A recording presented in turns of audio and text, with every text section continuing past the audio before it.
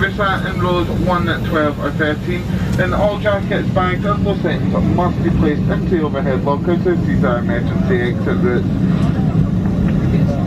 Good morning, ladies and gentlemen. You're all very welcome on board your Easyjet flight shortly departing for Edinburgh Airport. We would like to extend a special welcome to all of our Plus card holders. Captain Connie Sandy's in command of this morning's flight. He's assisted by First Officer Matt Keenan. Flight time to Edinburgh in the region of 55 minutes. My name is Jimmy. I'm your cabin manager on board this morning's flight. Joining me in the cabin is Aroa, Aidan along with Jazz. We are all on board for your comfort but primarily for your safety.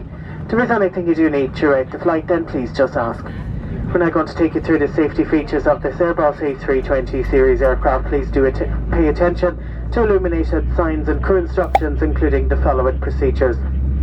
The safety card found in your seat pocket contains important information on exit routes, oxygen masks, life jackets and the brace position you must...